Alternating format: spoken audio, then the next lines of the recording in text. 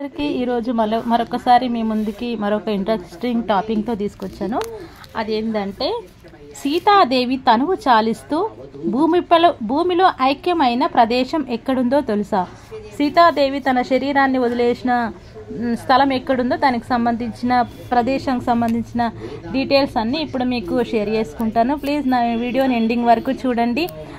Like చేయండి, share చేయండి, comment చేయడం మాత్రం మర్చిపోకండి. అండ్ సీతారాముల అనుగ్రహాన్ని పరిపూర్ణంగా మీరు పొందాలని మనస్ఫూర్తిగా కోరుకుంటూ ఇంకా వెంటనే టాపిక్లోకి వెళ్ళిపోతాను. సీతారాములు ఆదర్శ దంపతులు. పెళ్ళి అయిన జంటను సీతారాముల్లా నిండు నూరేళ్లు జీవించండి అని పెద్దలు దీవిస్తారు. సీతాదేవి అవతారం పరిసమాప్తం అయ్యే సమయం ఆసన్నమైనప్పుడు తనువు చాలిస్తూ తన తల్లి అయిన భూదేవిలో ఐక్యం అయిపోయింది. రామాయణం ప్రకారం అటువంటి పవిత్ర ప్రదేశం ఎక్కడ ఉంది, ఎలా వెళ్ళాలి, ఈరోజు తెలుసుకుందాం. శ్రీరాముడు విడిచి పెట్టడంతో వాల్మీకి ఆశ్రమంలో చేరిన సీతమ్మ తల్లి తనువు చాలించిన పవిత్ర స్థలం ఉత్తరప్రదేశ్లో ఉంది. దీనిని సీతా సమాహిత్ స్థల్ అని సీతామారి అని పిలుస్తారు.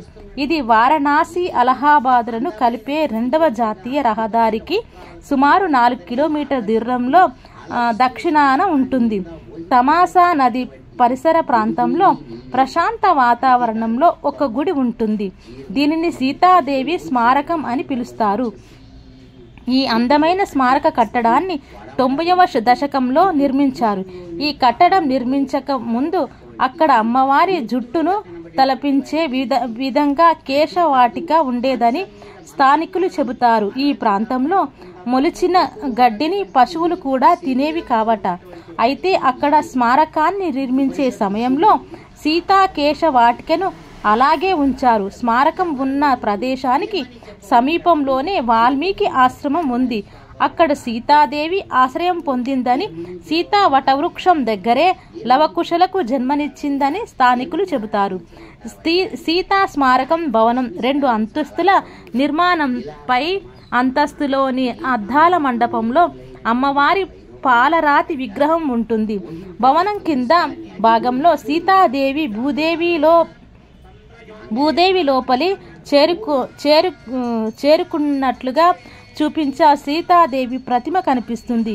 ఈ విగ్రహం జీవకళ ఉట్టిపడుతూ చూపరుల మనసును కదలిస్తుంది.